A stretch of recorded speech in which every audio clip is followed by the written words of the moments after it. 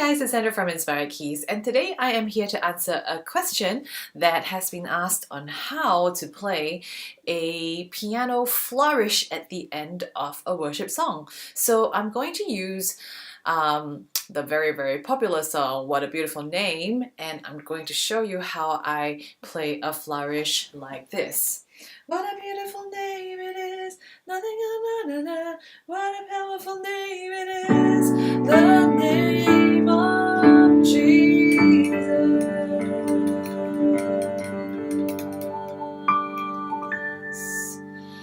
Okay, now really it's very simple. Firstly, you gotta get your chord, which in this case is a chord 4 in the key of D major, and I am also adding not just a normal, I'm not just playing a normal chord 4, which would have been just a, but instead of playing a clean chord 4 like this, I'm actually making my B go down to A with an added A on the top. So primarily just a lot of these notes, and the moment I play them, I'm just sort of playing every finger, playing more and just rumbling it a little bit, like really anyone can do that. So do that for a little while, and then the name of Jesus. So if you notice the way I play it as well, it's not like I'm rumbling on the spot, but I play it first. I play the chord and then I rumble. And then as I am about done with the rumbling, which is just for a while, and you kind of determine it just listening and hearing what's appropriate, then you will do this. So basically I'm just repeating a lot of the notes, but I'm just going up and up and up 1 octave. So that's really primarily just the 4, the 5, and the 1. And by 4-5-1 I mean like 4-5-1 of the key. So in this case we're in the key of D major. So 4, which is G, 5, which is A, and 1, which is D. So just learning how to play it smoothly, I guess. So in this case, I'm using finger numbers 1, 2, 4, 5, or 1,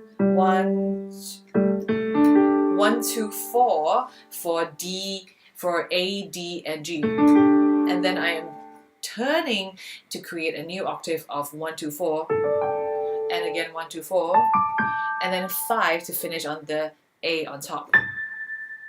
So slow motion would have been.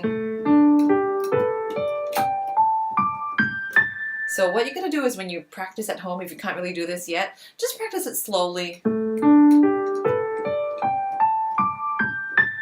And then just go on a little bit fast.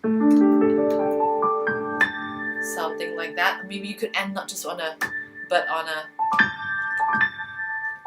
something like that. So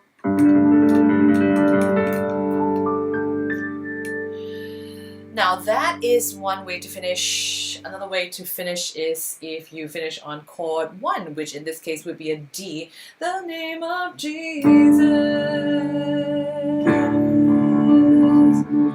Now on a chord 1, I would not end on a 1, 2, 4 that way. I would actually end on a,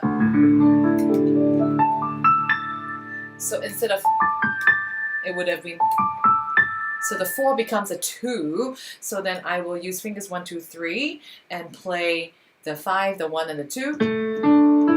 So in the key of D major, it would be D, A, and A, D, and E, A, D, and E, right? So then I will use fingers 1, 2, 3, and then I'll go up the next octave with the next 1, 2, 3, and the next 1, 2, 3, but I'll finish it with a 5 on the A on top.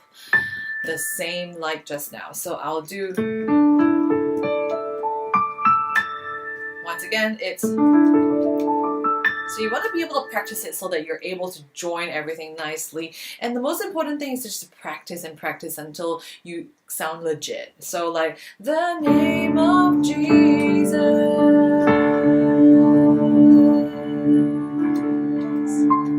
Whoops.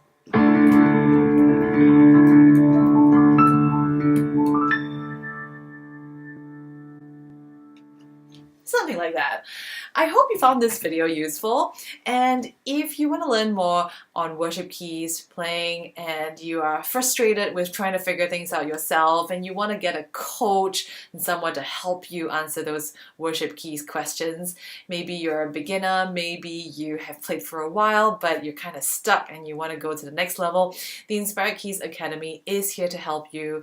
It is a place where I house a lot of teaching videos, so you can look it up 24/7 as a member and access the videos at your own time.